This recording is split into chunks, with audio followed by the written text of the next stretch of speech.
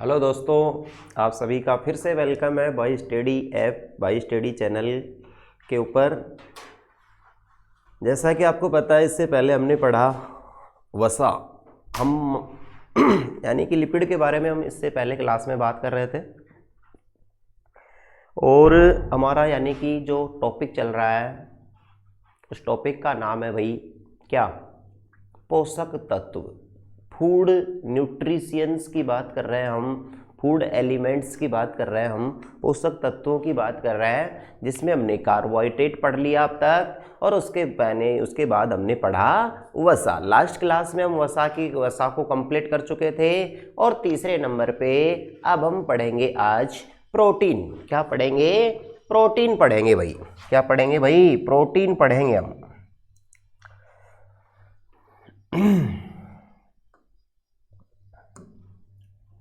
हमारा टॉपिक होगा प्रोटीन।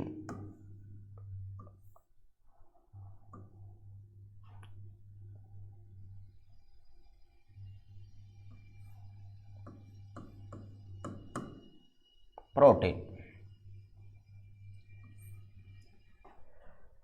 देखो, प्रोटीन के बारे में आप सभी लोग, आपने इतना तो सुना ही है कि भाई प्रोटीन भी कोई चीज़ होती है, प्रोटीन हमें खानी चाहिए, इतना आपको पता है।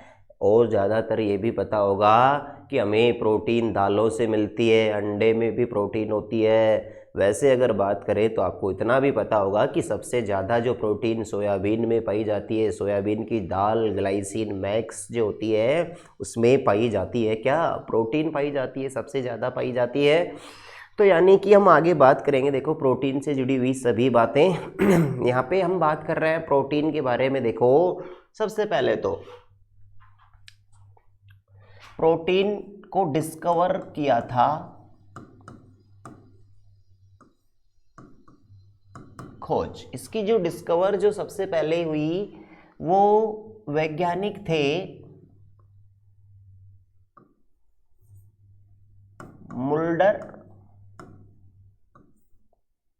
मुल्डर। कौन थे भाई? मुल्डर। व एक और वैज्ञानिक था जिसका नाम था बर्जीलियस। कौन था? बर्जीलियस। तो याद रखेंगे, वैज्ञानिक मुल्डर व बर्जीलियस, ये दो वैज्ञानिक जो थे, इन्होंने सबसे पहले प्रोटीन शब्द की क्या कही, यानी उत्पत्ति की इन्होंने, यानी कि इन्होंने प्रोटीन को डिस्कवर किया, यानी कि इन्होंने प्रोटीन की खोज की भाई। तो प्रोटीन के खोजकर्ता, पहला ही क्वेश्चन मोस्ट बन रहा है कि निम्न में से किस वैज्ञानिक ने प्रोटीन की खोज की भाई? वैज्ञानिक मुल्डर और बर्जीलियस ने। इसमें से एक भी नाम आ सकता है, कि कोई जरूरी नहीं दोनों आए, हो सकता है कि मुल्डर ही आ जाए पेपर में, बर्जीलियस नहीं दिया हुआ हो, या फिर बर्जीलियस दिया हुआ हो और मुल्डर नहीं दिया हुआ हो। तो देखना, आपको दोनों नाम याद रखने हैं, ज़्यादा कठिन यानी ज़्यादा कठिन नाम नहीं है, और दोनों नाम जो है आसान है। वैज्ञानिक एक है मुल्डर और दूसरा क्या है? बर्जीलियस। दूसरी बात हम करते हैं आगे कि भाई प्रोटीन जो है इसका निर्माण जो होता है वो किससे होता है? निर्माण किससे होता है प्रोटीन का? तो भाई इसका निर्माण होता है बेटा एमिनो अम्लों से। किससे? एमिनो अम्लों द्वारा। तो याद रखना है, प्रोटीन का जो निर्माण होता है वो किससे होता है? एमिनो अम्लों के द्वारा। एमिनो अम्ल, काफ़ी सारे एमिनो अम्ल जब मिलते हैं तो बन जाती है प्रोटीन। यानी हम आपको यहाँ बात करें, अगर प्रोटीन का एक अणु है, क्या है? एक अणु अगर प्रोटीन का, कितना अणु? एक अणु प्रोटीन का एक मॉलिक्यूल, एक अणु अगर प्रोटीन का है तो इसके अंदर लगभग 20 एमिनो अम्ल होते हैं। एमिनो अम्ल कितने होंगे? 20 होंगे। एमिनो अम्ल कितने होंगे भाई? 20 एमिनो अम्ल। तो ये बहुत ही मोस्ट बात हो गई, इम्पोर्टेंट बात है भाई कि एक अणु के अंदर एक प्रोटीन का अणु जो होता है वो कितने एमिनो अम्लों से मिलकर बनता है, वो बनता है कितने से, 20 एमिनो अम्लों से। 20 एमिनो अम्ल जब मिलते हैं तो एक अणु क्या बन जाती है, प्रोटीन। मानव शरीर के अंदर, हमारे शरीर में भी 20 प्रकार के ही एमिनो अम्ल पाए जाते हैं भाई। मानव शरीर में भी कितने प्रकार के, 20 प्रकार के ही क्या पाए जाते हैं, एमिनो अम्ल पाए जाते हैं। अब हमारे मानव शरीर में 20 प्रकार के एमिनो अम्ल जो होते हैं उनको दो भागों में बांट सकते हैं हम, दो भागों में बांटा गया है।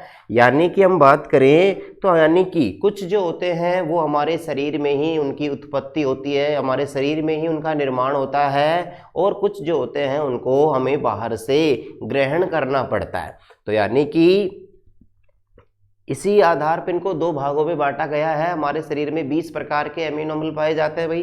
मानव शरीर में एमिनो अम्लों की संख्या कितनी होती है, 20, और जिनमें से 10 होते हैं नेसेसरी, आवश्यक होते हैं 10 तो, और 10 होते हैं यानी कि अनावश्यक। 10 कौन से होते हैं, अनावश्यक होते हैं।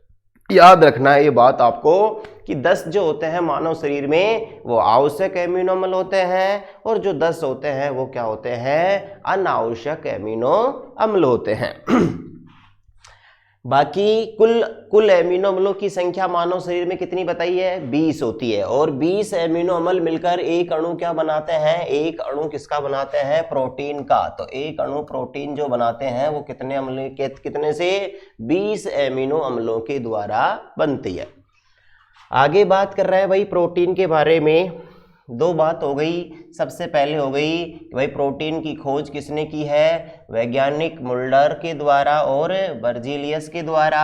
फिर हमने निर्माण की बात की कि भाई एमिनो अम्ल जो होते हैं इनके द्वारा क्या बनती है, इनके द्वारा क्या बनती है भाई, प्रोटीन बनती है। इनके द्वारा क्या बनती है, प्रोटीन बनती है। अब बात करेंगे यहाँ पे कि भाई प्रोटीन जो होती है इसकी सबसे ज़्यादा मात्रा, सर्वाधिक मात्रा किसमें होती है, प्रोटीन की सर्वाधिक मात्रा। देखो हमारे खाने की चीज़ों की बात कर रहे हैं हम, हमारे खाने की चीज़ों में सबसे ज़्यादा मात्रा जो होती है वो होती है, अभी हमने बताया, सोयाबीन में। सोयाबीन किसमें होती है, सोयाबीन की दाल। तो सोयाबीन की दाल में सबसे ज़्यादा क्या पाई जाती है, सर्वाधिक मात्रा में क्या पाई जाती है, प्रोटीन पाई जाती है। देखो सोयाबीन जो होती है इसको, सोयाबीन की दाल को क्या कहते हैं भाई, इसका नाम याद रखना है आपको, इसको बोलते हैं ग्लाइसिन, ग्लाइसिन मैक्स। इसको क्या कहते हैं, इसको ग्लाइसिन मैक्स कहते हैं, याद रखेंगे। तो यानी कि सोयाबीन की दाल जो होती है इसको ग्लाइसिन मैक्स कहते हैं, और इसी ग्लाइसिन मैक्स में सबसे ज़्यादा मात्रा के अंदर, सबसे ज़्यादा मात्रा में, सर्वाधिक मात्रा में क्या पाई जाती है, प्रोटीन पाई जाती है भाई। अगर वैसे बात करें कि वैसे सबसे ज़्यादा मात्रा किसमें होती है, ये तो हमारे खाने की चीज़ों की बात है, हम सोयाबीन को खाते हैं आराम से। तो मगर हम बात करें वैसे सबसे ज़्यादा प्रोटीन, तो एक शैवाल होता है, और उस शैवाल का नाम है क्लोरेला। क्या है भाई, क्लोरेला नाम का एक एल्गी होता है, शैवाल होता है, समुद्री शैवाल है, समुद्रों में पाया जाता है ये शैवाल। और इसी क्लोरेला नाम के शैवाल में सबसे ज़्यादा क्या पाई जाती है, प्रोटीन पाई जाती है, सर्वाधिक मात्रा में प्रोटीन ये शैवाल है क्लोरेला नाम का, करेला नहीं है। कहीं आप सोच रहे हो करेले, करेले में नहीं भाई, ठीक है, ये क्लोरेला है, और इसी में पाई जाती है सबसे ज़्यादा क्या, प्रोटीन पाई जाती है। अगर हमारे खाने की चीज़ों की बात करें तो वो किसमें है भाई, सोयाबीन की दाल में। किसमें है, सोयाबीन की दाल में, और इसको क्या कहते हैं भाई, ग्लाइसिन मैक्स कहते हैं। क्या कहते हैं, ग्लाइसिन मैक्स कहते हैं भाई। क्या कहते हैं, ग्लाइसिन मैक्स कहते हैं इसको। आगे यदि हम बात करते हैं कि भाई आगे प्रोटीन जो है, इतना आपको पता चल गया। देखो इतना ठीक है, इसे आप अच्छे से देख लीजिए। प्रोटीन की खोज किसने की है, मुल्डर और बर्जीलियस ने की है। निर्माण किससे होता है, एमिनो अम्लों से होता है निर्माण। और एक अणु प्रोटीन के अंदर कितने अमीनो अम्ल होते हैं? 20 अमीनो अम्ल मिलकर क्या बनाते हैं? एक अणु प्रोटीन का बनाते हैं। मानव शरीर में भी कितने अमीनो अम्ल होते हैं? 20 प्रकार के अमीनो अम्ल मानव शरीर में भी पाए जाते हैं। और यदि हम आगे बात करें कि भाई हमने बताया कि हमारे जो 20 अमीनो अम्ल हमारे शरीर में जो पाए जाते हैं, उन 20 के अंदर 10 जो होते हैं वो आवश्यक होते हैं, नेसेसरी होते हैं, और 10 जो होते हैं वो अनावश्यक होते हैं भाई। इसके बाद में हमने बात की सर्वाधिक मात्रा में प्रोटीन किस में होती है? क्लोरेला नाम के शैवाल में होती है। और यानी कि अगर हमारे खाने की बात करें तो वो होती है सोयाबीन की दाल में, यानी ग्लाइसिन मैक्स में होती है। यहां तक की बात होती है क्लियर।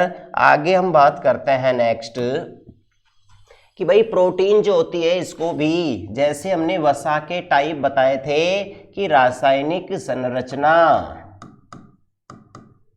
के आधार पर, रासायनिक संरचना के आधार पर किसके प्रकार? प्रोटीन के प्रकार, प्रोटीन के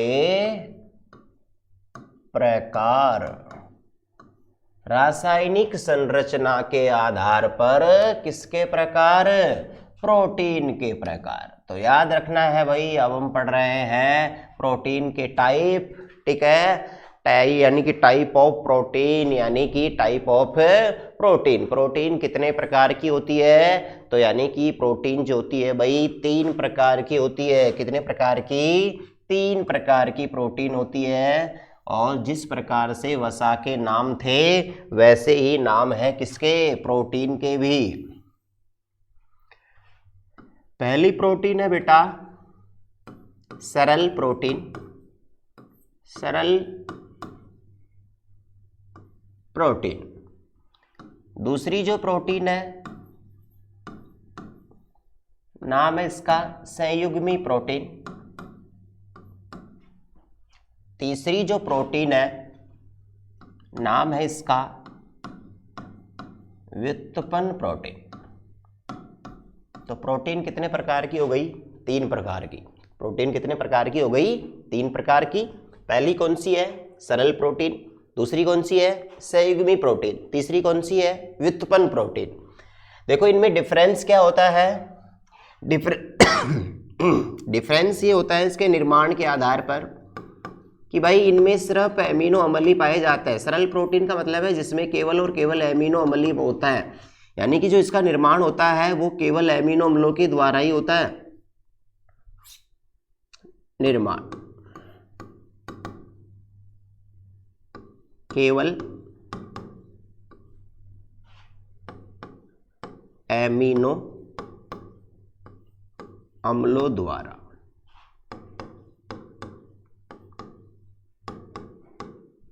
तो केवल एमिनो अम्लों द्वारा निर्माण जिस भी प्रोटीन का होगा वो प्रोटीन कौन सी होगी? वो प्रोटीन होगी भाई सरल प्रोटीन, ठीक है। जिस भी प्रोटीन का निर्माण किससे होगा? वैसे तो सभी प्रोटीनों का निर्माण एमिनो अम्लों से ही होता है। सभी प्रोटीनों का निर्माण किससे होता है? एमिनो अम्लों से ही होती है। बाकी इसके अलावा देखो एमिनो अम्लों के अलावा अगर कुछ एक्स्ट्रा जुड़ जाता है, एक्स्ट्रा अगर कुछ जुड़ जाता है तो वो एक्स्ट्रा जुड़ेगा, वो फिर कौन सी बन जाएगी? संयुग्मी बन जाएगी। अगर एमिनो अम्ल है, केवल एमिनो अम्ल ही है केवल, ठीक है, अगर केवल क्या है? एमिनो अम्ल ही है जिस प्रोटीन में एमिनो अम्लों के अलावा कुछ भी नहीं है, और तो बाकी वो तो कौन सी बनेगी? सरल है। इसका मतलब सिंपल प्रोटीन है वो। अगर एमिनो अम्ल है और इसके अलावा भी कुछ और जुड़ता है तो वो बनेगी संयुग्मी प्रोटीन। और अगर इन दोनों प्रोटीनों का जल अपघटन हम करवा देंगे, क्या करवा देंगे? जल अपघटन। जल की उपस्थिति में टूटना जल अपघटन होता है, और इन दोनों प्रोटीनों का जल अपघटन जब होता है तो कौन सी बन जाती है? व्युत्पन्न बन जाती है। तो याद रखेंगे आपको। अब यहाँ पे हम बात करते हैं कि भाई संयुग्मी प्रोटीन, यहाँ देखो ये सबसे सरल होती है, नाम से ही पता चल रहा है, लिखने की कोई जरूरत नहीं है। आपको याद रखना है सबसे सरल प्रोटीन सबसे सरल ही होती है। अब सबसे जटिल आपको याद रखना है, सबसे जटिल तीसरे नंबर वाली होती है व्युत्पन्न प्रोटीन। वो व्युत्पन्न जो होती है वो क्या होती है भाई? सबसे जटिल प्रोटीन होती है। अब संयुग्मी की बात कर रहे हैं, देखो इसके निर्माण में हम क्या बताएंगे, क्या अभी हमने बता दिया आपको कि इसमें निर्माण में एमिनो अम्ल तो होंगे ही, एमिनो अम्ल तो, क्योंकि बिना एमिनो अम्ल तो कोई प्रोटीन बनेगी ही नहीं, एमिनो अम्ल तो होना जरूरी है प्रोटीन में, जब ही तो प्रोटीन बनेगी। तो यहाँ पे एमिनो अम्ल भी होंगे और इसके अलावा क्या जुड़ेगा, देखिए मैं सरल प्रोटीन लिख सकता हूं यहाँ पे, सरल प्रोटीन, क्योंकि सरल प्रोटीन का मतलब है एमिनो अम्ल, सरल प्रोटीन प्लस में एक समूह जुड़ रहा है, उसका नाम है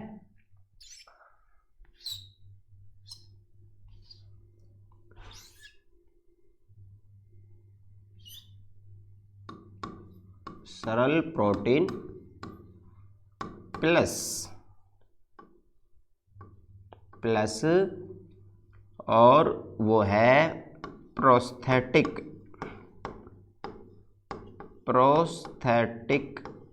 समूह।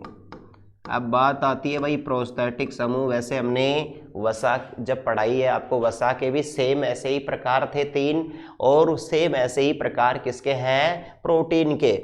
हमने प्रोस्थेटिक समूह के बारे में वहां भी आपको बताया था कि प्रोस्थेटिक समूह क्या होता है। प्रोस्थेटिक समूह का मतलब होता है भाई क्या, प्रोस्थेटिक समूह का मतलब होता है कि जिसमें कोई भी यानी कि या तो कार्बनिक पदार्थ जुड़ जाए या कोई अकार्बनिक पदार्थ, यानी कि कोई भी पदार्थ अगर जुड़ता है, या फिर हम बात करें कोई एलिमेंट जुड़ता है, कोई भी तत्व जुड़ता है, यानी कि वो चाहे कार्बनिक हो या फिर अकार्बनिक, अगर कोई पदार्थ अगर जुड़ता है तो वो कौन से समूह में आएगा, प्रोस्थेटिक समूह में आएगा। जैसे उदाहरण दे रहे हैं हम, देखिए उदाहरण दे रहे हैं, जैसे एग्जाम्पल से आप समझेंगे, यहाँ पे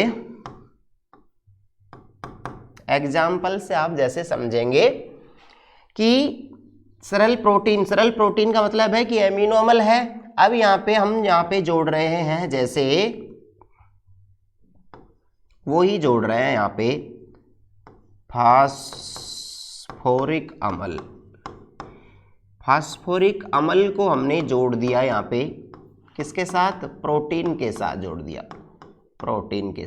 दिया हमने। तो यानी कि क्या जोड़ दिया, फास्फोरिक अम्ल। देखो मैंने कहा प्रोटीन तो रहेगी, प्रोटीन के अलावा कोई एक्स्ट्रा समूह अगर जुड़ता है, उस एक्स्ट्रा समूह को क्या बोलेंगे, प्रोस्थेटिक समूह।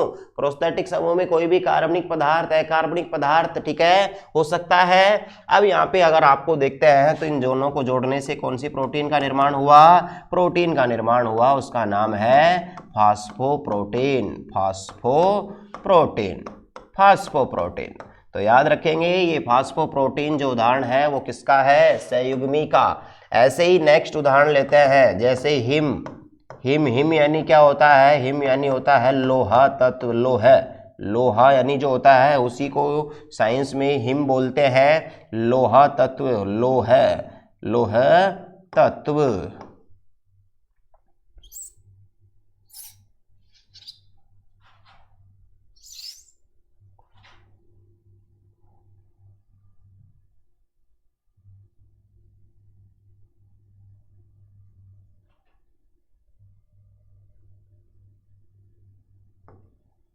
फास्फोरिक अम्ल।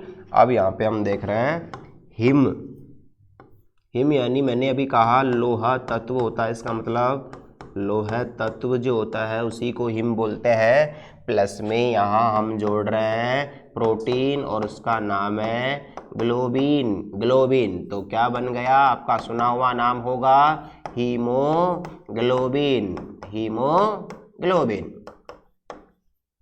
हीमोग्लोबिन का निर्माण हो गया भाई।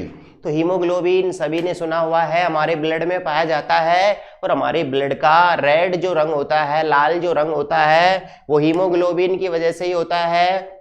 हीमोग्लोबिन इज ए पिगमेंट, ठीक है, यानी कि एक प्रकार का क्या है, पिगमेंट होता है, ये वर्णक होता है। हीमोग्लोबिन एक प्रकार का यानी कि पिगमेंट होता है। पिगमेंट यानी क्या होता है, वर्णक, ठीक है। जैसे हीमोसाइनिन, ये क्या है, वर्णक है, ठीक है। काफी सारे वर्णक होते हैं, वर्णकों की हम आगे बात करेंगे।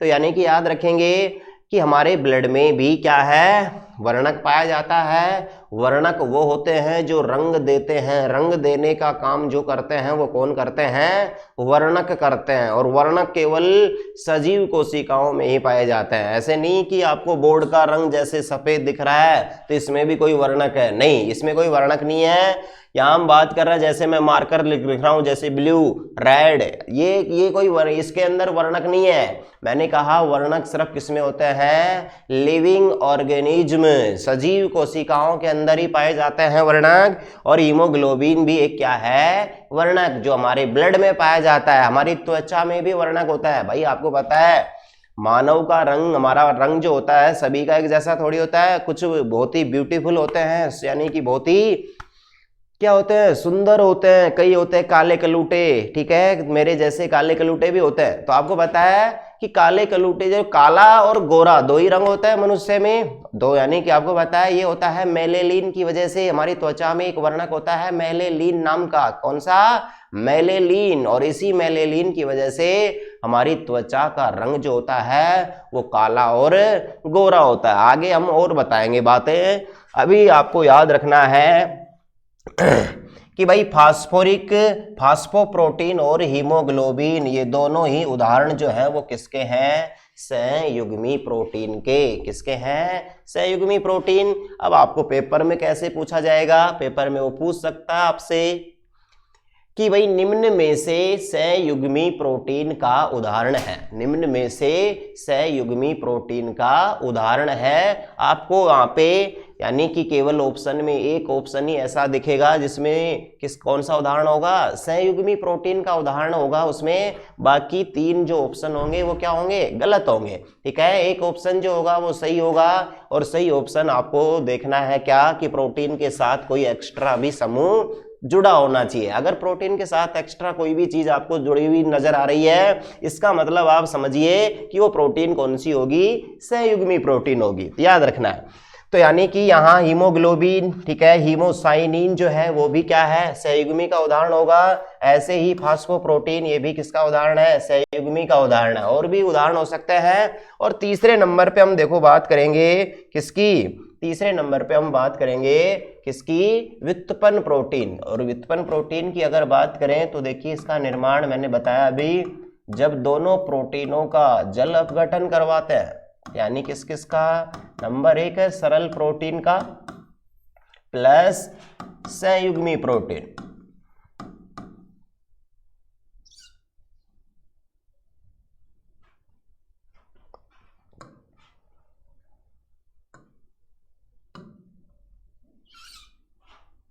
सरल प्रोटीन प्लस में संयुग्मी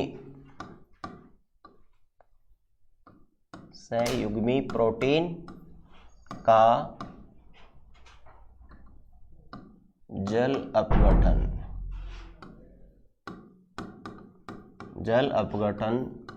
द्वारा। तो याद रखेंगे, जब सरल और संयुग्मी दोनों प्रोटीनों का क्या करवाते हैं? जल अपघटन करवाते हैं, तो निर्माण किसका हो जाता है? व्युत्पन्न प्रोटीन का निर्माण हो जाता है। और इसके उदाहरण में अगर बात करें तो इसके उदाहरण में, मुख्य उदाहरणों में जैसे पेप्टोन व पेप्टोन और पेप्टाइड, ये उदाहरण है किसके? व्युत्पन्न प्रोटीन के उदाहरण है भाई। किसके उदाहरण है? व्युत्पन्न के। तीनों आपको याद रखेंगे। तो याद रखें, सबसे पहले क्या है? व्युत्पन्न प्रोटीन। और व्युत्पन्न प्रोटीन तीसरे नंबर की प्रोटीन है, सबसे जटिल प्रोटीन है ये, सबसे जटिल है, सबसे हार्ड प्रोटीन है। और प्रोटीनों की अगर बात करें तो यहाँ पे इन दोनों यानी कि व्युत्पन्न का निर्माण कैसे हुआ? सरल प्रोटीन और संयुग्मी प्रोटीन के जल अपघटन द्वारा। तो इसके उदाहरण क्या क्या हैं? पेप्टोन और पेप्टाइड। इसके उदाहरण क्या क्या हैं? पेप्टोन और पेप्टाइड। सबसे पहले यहाँ देखो, हमने सरल प्रोटीन का उदाहरण आपको नहीं बताया, तो यानी इसके उदाहरणों की अगर बात करें तो इसके कई सारे उदाहरण हैं। जैसे आपने नाम सुना होगा केसीन का, ठीक है, जैसे ओसीन, ठीक है, जैसे नाम सुना होगा मायोसिन का, ठीक है, जैसे नाम सुना होगा किरेटिन का, ये सभी उदाहरण जो हैं किरेटिन, ये किसके होंगे? ये सरल प्रोटीन के क्या हैं? उदाहरण है, जैसे केसीन, ओसीन, मायोसिन, क्रेटीन, ये किस किस में पाई जाती है प्रोटीन, ठीक है, इनकी हम बात करेंगे अभी कि भाई केसीन जो होती है आप सभी ने सुना होगा, केसीन दूध में पाई जाती है, किस में होती है, दूध में, केसीन किस में होती है, दूध में, ओसीन हमारी हड्डियों में होती है ओसीन, मायोसिन हमारी मांसपेशियों में होती है मायोसिन, क्रेटीन, क्रेटीन हमारे बालों में होती है, नाखून में होती है क्रेटीन। तो यानी कि और भी हम बात करेंगे आगे किस किस में प्रोटीन पाई जाती है, कुछ मोस्ट प्रोटीनों की बात करेंगे अभी। तो यानी कि आगे देखेंगे हम कुछ प्रोटीन और उनके यानी कि वो किस में पाए जाती हैं। सबसे पहले हम बात कर रहे हैं केसीन की। केसीन प्रोटीन बहुत ही मोस्ट है, केसीन, केसीन, और ये केसीन जो होती है किस में होती है भाई, केसीन, तो केसीन प्रोटीन किस में होती है, केसीन। अभी बताएंगे ओसीन, दूसरे नंबर नाम लिख रहा हूं एक बार इनका, ओसीन। तीसरे पे है मायोसिन, मायोसिन। नेक्स्ट है क्रेटीन, क्रेटीन। नेक्स्ट है इलाइडीन, कौन सी है, इलाइडीन, इलाइडीन। तो यानी कि और भी बताएंगे अभी। केसीन जो होती है बेटा ये किस में होती है, ये होती है दूध में, ये किस में होती है, दूध में, ठीक है। केसीन प्रोटीन किस में होती है, दूध में पाई जाती है। भैंस के दूध में सबसे ज्यादा क्या होती है, केसीन प्रोटीन ही होती है, याद रखेंगे। इसी केसीन प्रोटीन की वजह से जो दूध का रंग जो होता है वो सफेद होता है, कैसा होता है, सफेद। तो याद रखेंगे सफेद जो होता है दूध का रंग वो किसकी वजह से, केसीन की वजह से। तो याद रखेंगे दूध का रंग सफेद किसकी वजह से, केसीन की वजह से होता है। मगर आप सोच रहे होंगे कि सर भैंस का दूध तो सफेद होता है, मगर गाय का दूध जो होता है वो थोड़ा सा इतना सफेद नहीं होता है, हल्का पीला होता है गाय का दूध।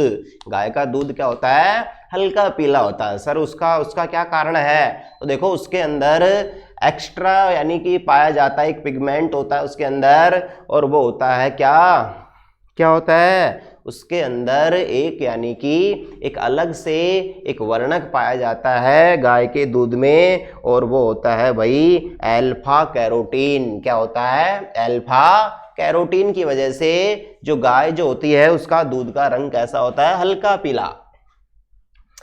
ओसीन प्रोटीन जो होती है ये किस में होती है, ये हमारी हड्डियों में होती है, हड्डियों में। मायोसिन मांसपेशियों में होती है, मांसपेशियों में। क्रेटीन, क्रेटीन, तो क्रेटीन अभी हमने बताया था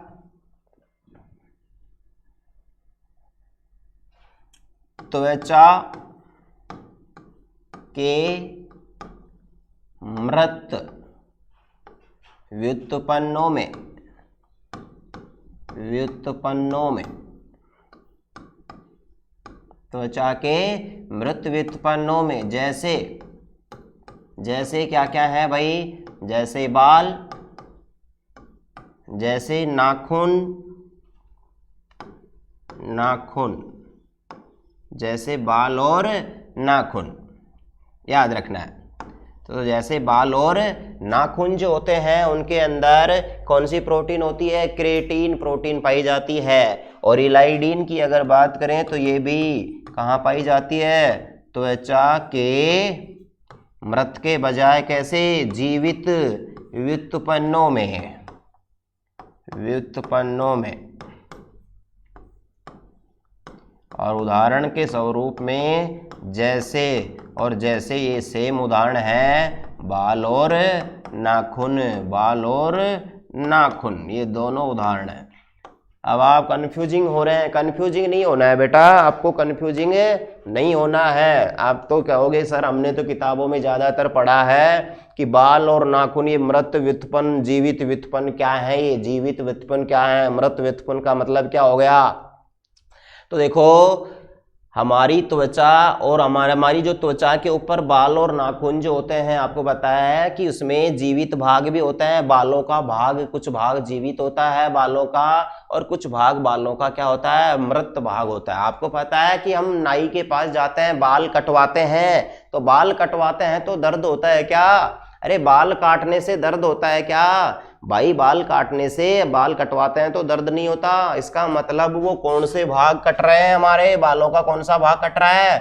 मृत भाग कट रहा है। और उस जो मृत भाग जो कट रहा है उसके अंदर कौन सी प्रोटीन है? क्रिएटिन है भाई। कौन सी है?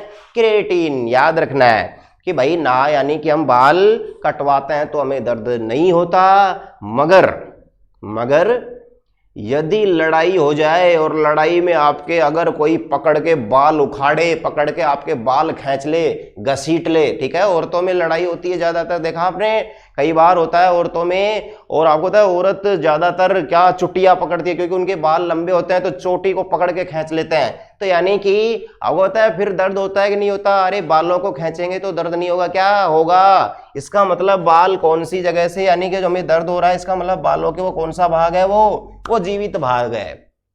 तो यानी कि बालों का जो जीवित भाग है उसके अंदर तो कौन सी होगी? इलाइडिन होगी। और बालों का जो मृत भाग है वो कौन सी होगी? उसमें क्रिएटिन होगी। ऐसे ही नाखूनों में, भाई नाखून, बढ़े हुए नाखूनों को अगर काटते हैं तो दर्द नहीं होता। आपको पता है नाखून बढ़ जाते हैं तो काटते हैं हम, ठीक है, नेल कटर से, और हमें दर्द नहीं होता है। मगर आपको पता है कि यदि नाखून वैसे अगर ब्लेड से काट रहे हैं और अगर ब्लेड थोड़ी सी भी अंदर चली जाए तो आपको पता है फिर हमें दर्द होता है और ब्लड भी आएगा। इसका मतलब वो नाखून का कौन सा भाग कट गया भाई? जीवित भाग कट गया। तो यानी कि जहां से हमें दर्द हो और जहां से ब्लड अगर आता है तो भाग कौन सा है? वो जीवित। और जहां से ब्लड नहीं आए और नहीं हमारे दर्द होता है तो वो भाग कौन सा है? मृत भाग। अगर पेपर में ऐसा नहीं आए भाई, अगर पेपर में ये आता है कि बालों के जीवित भाग में कौन सी प्रोटीन होती है, जब तो कोई दिक्कत ही नहीं है, मैंने आपको क्लियर कर दिया है, इलाइडिन करना है, वहां पे क्रिएटिन नहीं करेंगे। और अगर बालों का आपको मृत भाग देता है तो क्रिएटिन करेंगे, मगर ना तो जीवित दे रहा है ना मृत दे रहा है। पेपर में ऐसा आ जाए कि हमारे बालों में कौन सी प्रोटीन पाई जाती है, हमारे बालों में कौन सी प्रोटीन पाई जाती है, तो वहां पे आपको फिर क्रिएटिन ही करना है। क्या करना है? क्रिएटिन ही करना है भाई, ठीक है।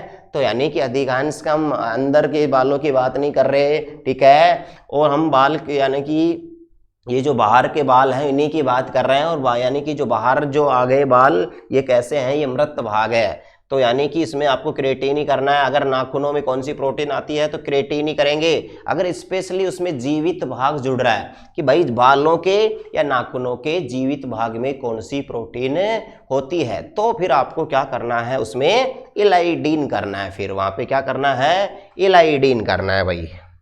अब आगे देखियो, आगे हम देखते हैं आगे कौन सी प्रोटीन। तो आगे अगली प्रोटीन हम लेते हैं एल्ब्यूमिन।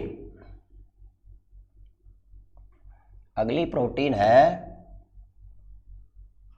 एल्ब्यूमिन।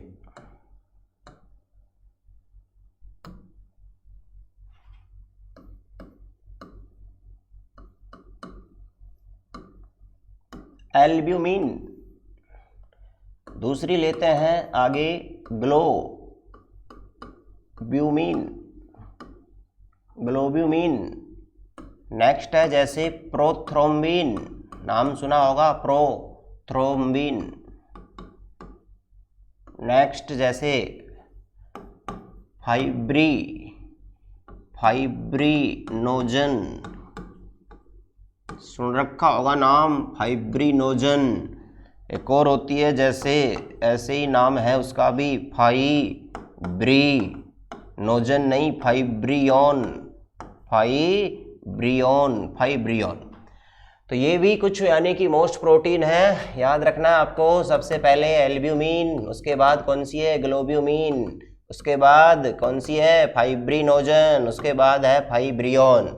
देखो ये प्रोटीन जो होती हैं, सारी की सारी प्रोटीन ये मानव ब्लड में पाई जाती है। मोस्ट बात है, मानव ब्लड में पाई जाती हैं ये मानव ब्लड में। देखो मानव ब्लड में, हमारे ब्लड के अंदर कई प्रकार की, मुख्यतः 4 प्रकार की प्रोटीन हमारे ब्लड में पाई जाती हैं। याद रखना है मानव ब्लड में पाई जाने वाली प्रोटीन कौन कौन सी हैं। पहली है एल्ब्यूमिन, दूसरी है ग्लोब्यूमिन, तीसरी है प्रोथ्रोम्बिन, चौथी है फाइब्रिनोजन। कौन सी है? फाइब्रिनोजन। तो याद रखना है, देख लीजिए आप स्क्रीन पे देखें और आपके सामने चारों प्रोटीन जो, यानी मैंने जो ब्रैकेट किया है इनको, तो ये चारों की चारों प्रोटीन हमारे ब्लड में होती हैं। याद रखेंगे एल्ब्यूमिन, और इसके अलावा एल्ब्यूमिन की एक विशेष बात है कि ये एल्ब्यूमिन अंडे में भी होती है। किस में होती है? अंडे में। अंडे में क्या पाई जाती है? एल्ब्यूमिन। अंडे की जो सफेदी होती है, अंडे की सफेदी, उस सफेदी में, अंडे की जो सफेदी है उस सफेदी के अंदर क्या होती है? एल्ब्यूमिन। जैसे हम खोलते हैं अंडे को, जो लेयर होती है उसकी, ठीक है, अंदर पीला भाग होता है। भाई अंडे के 2 ही तो भाग होते हैं, एक तो होती है उसकी लेयर सफेद बिल्कुल, और उसके बाद उसके अंदर क्या होता है, अंदर वो जो गोला सा निकलता है, उसको पकाने के बाद जो पीला भाग जो होता है, उस पीले भाग में एल्ब्यूमिन नहीं होती है। पीले भाग में कौन सी होती है? तो देखिए पीले भाग में जो होती है, अंडे के पीले भाग में, उसको पीतक भाग, अंडे का पीतक, पीतक यानी क्या होता है? पीला, पीला पीतक भाग में। देखो ये पेपर में आया हुआ क्वेश्चन है, अंडे के पीतक भाग में कौन सी प्रोटीन होती है? तो वहां पे आपको एल्ब्यूमिन नहीं करनी, वहां पे आपको करना है लाइपोप्रोटीन। लाइपोप्रोटीन ये कौन सी प्रोटीन है? अभी हमने बताया था, ये प्रोटीन उदाहरण है ये सहयुग्मी का, सहयुग्मी प्रोटीन का उदाहरण है लाइपोप्रोटीन। तो याद रखना है, अंडे का जो पीला भाग है उसमें तो कौन सी प्रोटीन होती है? उसके अंदर कौन सी होती है? उसके अंदर होती है कौन सी? यानी कि उसके अंदर कौन सी होती है? उसके अंदर होती है लाइपोप्रोटीन होती है। और जो अंडे का जो कौन सा भाग, जो अंडे का यानी कि सफेदी जो है, अंडे का सफेद भाग, उसमें कौन सी होती है भाई? एल्ब्यूमिन होती है। तो याद रखेंगे एल्ब्यूमिन अंडे की सफेदी में होती है, हमारे ब्लड में भी होती है, ग्लोब्यूमिन हमारे ब्लड में होती है, प्रोथ्रोम्बिन भी हमारे ब्लड में होती है, फाइब्रिनोजन भी हमारे ब्लड में होती है। प्रोथ्रोम्बिन और फाइब्रिनोजन ये दोनों प्रोटीन बहुत ही मोस्ट है, हमारे ब्लड का थक्का बनाती हैं। ये क्या बनाती है? ब्लड का थक्का बनाती है। तो याद रखेंगे ब्लड का थक्का जमाने के लिए कौन कौन सी प्रोटीनों का योगदान है? प्रोथ्रोम्बिन और फाइब्रिनोजन का याद रखेंगे। लास्ट में बच गई कौन सी? लास्ट में बच गई कौन सी? फाइब्रियोन। तो भाई ये फाइब्रियोन किस में होती है? ये फाइब्रियोन किस में होती है? ये फाइब्रियोन किस में होती है? तो ये फाइब्रियोन जो होती है ये किस में होती है भाई? फाइब्रियोन ये होती है किस में? ये होती है रेशम में। किस में होती है ये होती है भाई रेशम में। रेशम में, रेशम, रेशम के धागों में, रेशम के धागों में कौन सी होती है? फाइब्रियोन। कौन सी होती है? फाइब्रियोन।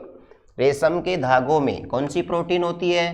फाइब्रियोन। याद रखना है कौन सी होती है? फाइब्रियोन। चारों प्रोटीन किस में होती हैं? हमारे ब्लड में होती हैं। किस में होती है? मानव ब्लड में। अभी बताया एल्ब्यूमिन जो होती है हमारे ब्लड के अलावा किस में होती है? अंडे में। और अंडे के कौन से भाग में? सफेद भाग में। और जो अंडे का पीला भाग है उसमें कौन सी होती है? लाइपोप्रोटीन। कौन सी होती है? लाइपोप्रोटीन।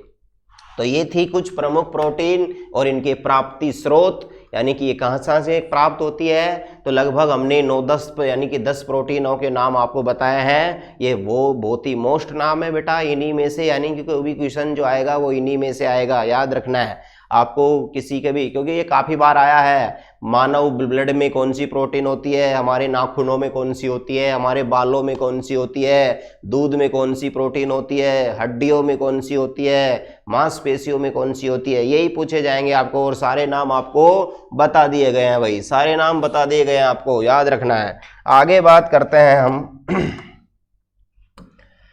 कि भाई प्रोटीन की आगे बात करें तो प्रोटीन की बात हम आगे करेंगे कि भाई देखो प्रोटीन से जुड़े हुए रोग, देखो हमारे शरीर में प्रोटीन से जुड़े हुए रोग भी होते हैं, हमारे शरीर में प्रोटीन से जुड़े हुए रोग भी होते हैं। तो देखो प्रोटीन जो होता है, ठीक है, इससे जुड़े हुए रोग क्या है, रोग कौन कौन से होते हैं।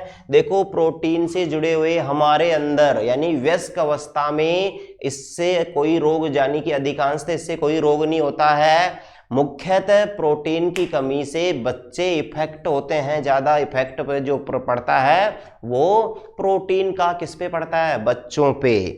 और आपको पता है कि बच्चों के शरीर की वृद्धि जो करता है वो कौन करता है, शरीर की वृद्धि जो करता है, शरीर की वृद्धि करना ये प्रोटीन का काम है भाई। शरीर की वृद्धि करना किसका काम है, प्रोटीन का काम है। तो यानी कि आपको इसका कार्य याद रखना है, प्रोटीन का कार्य।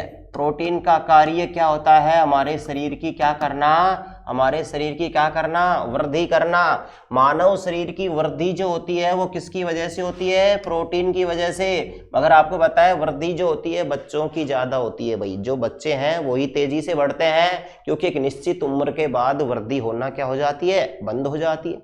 हमारी जितनी वृद्धि हो गई उतनी हो गई, अब वृद्धि नहीं हो सकती है। अब चाहे दंड बैठक लगाएं, ऊबक बैठक, कोई सी भी बैठक लगा लें, कितनी भी एक्सरसाइज कर लें, या फिर आप कोई भी प्रोडक्ट, बहुत सारे प्रोडक्ट आते हैं लंबाई बढ़ाएं, और कुछ मूर्ख लोग उनको खरीद के खाते भी हैं। देखो ऐसा लंबाई नहीं बढ़ सकती है, ऐसे प्रोडक्टों पे आप अपना पैसा खर्च कर रहे हैं, बेवकूफ लोग हैं अगर आप पैसा नहीं खर्च करें, क्योंकि कोई भी प्रोडक्ट जो होते हैं उनसे ज्यादातर लंबाई पे कोई असर नहीं पड़ता है भाई।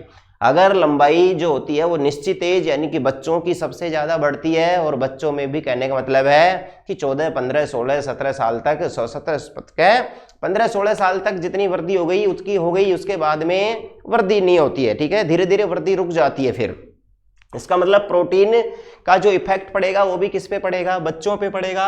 और इसीलिए यानी कि हम बात करते हैं प्रोटीन को क्या कहते हैं भाई, इसे वृद्धि पोषक तत्व कहते हैं। इसे क्या बोलते हैं, वृद्धि पोषक तत्व। तो प्रोटीन को क्या कह सकते हैं, वृद्धि पोषक तत्व कहते हैं। याद रखेंगे प्रोटीन को क्या कहते हैं, वृद्धि पोषक तत्व। हमारे शरीर की वृद्धि विटामिन, खनिज, लवण, जल इनसे नहीं होती है, किससे होती है, प्रोटीन से होती है भाई। इसीलिए आपको याद रखना है कि प्रोटीन को क्या कहते हैं, वृद्धि पोषक तत्व कहते हैं। अब मैंने ये भी कहा था कि बच्चों के अंदर जो प्रोटीन इफेक्ट डालेगी तो बच्चों के अंदर ही इससे मुख्यतः 2 रोग होते हैं। प्रोटीन की कमी से होने वाले रोगों की बात कर रहा हूं मैं। प्रोटीन की कमी से होने वाले रोग। तो प्रोटीन की कमी से कौन कौन से रोग होते हैं, देखिए आपको पता होना चाहिए। मैंने कहा अभी बच्चों में रोग होते हैं, सबसे ज़्यादा प्रभाव किस पे पड़ता है, बच्चों में। तो बच्चों में रोग होते हैं प्रोटीन की कमी से। कौन कौन से रोग होते हैं प्रोटीन की कमी से, एक रोग होता है मैरास्मस।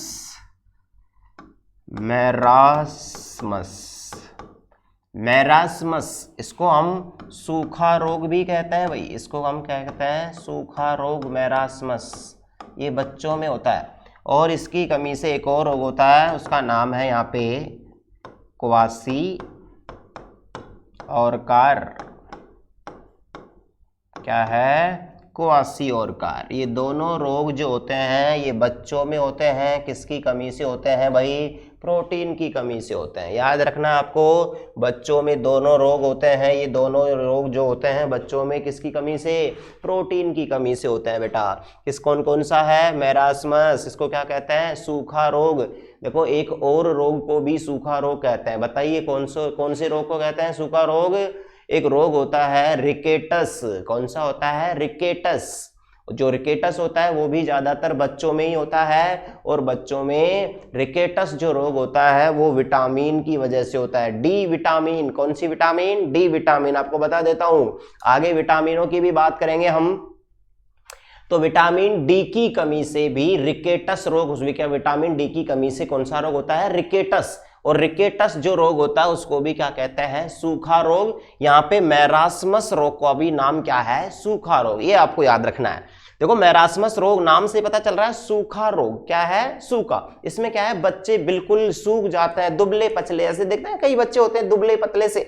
उसका मतलब आप समझिए, आप समझ सकते हैं कि उन बच्चों में किसकी कमी है भाई, प्रोटीन की कमी है। उनको प्रोटीन देना चाहिए और प्रोटीन खिलाना चाहिए। और यानी कि इसका मतलब है कि अगर दुबले पतले बच्चे हैं तो उसमें कौन सा रोग हो सकता है, मैरास्मस। क्वासिओरकार, क्वासिओरकार दूसरा रोग है, ये भी बच्चों में ही होता है। कुछ बच्चे आपने देखे होंगे दुबले पतले तो होते ही है, मगर उनका पेट दुबला पतला नहीं होता, उनका पेट जो है वो लंबाई में बढ़ जाता है, लंबाई में पेट वृद्धि कर लेता है। कौन से रोग में, क्वासिओरकार में। और जिसमें ना तो पेट बढ़े और ना ही कुछ भी नहीं बढ़े, दुबला पतला। अगर पूरा बच्चा ही दुबला, पेट भी दुबला पतला है तो रोग कौन सा है, मैरास्मस। और अगर पेट लंबाई में बढ़ रहा है आगे, इसका मतलब कौन सा रोग है, वो क्वासिओरकार। ये दोनों रोग जो होते हैं प्रोटीन की कमी से होते हैं और किस में होते हैं, बच्चों में होते हैं। मैं समझ रहा हूं, शायद आपको समझ में आ गया होगा अब कि भाई प्रोटीन की कमी से दोनों रोग होते हैं। एक होता है मैरास्मस रोग जिसको सूखा रोग कह रहे हैं, और दूसरा जो होता है उसका नाम क्या है, क्वासिओरकार रोग। कौन सा है, क्वासिओरकार। तो याद रखना है क्वासिओरकार रोग है ये। तो क्वासिओरकार, मैरास्मस यानी सूखा रोग, दूसरा कौन सा है, क्वासिओरकार। ये दोनों रोग याद रखना है, किसकी कमी से है, प्रोटीन की कमी से है भाई।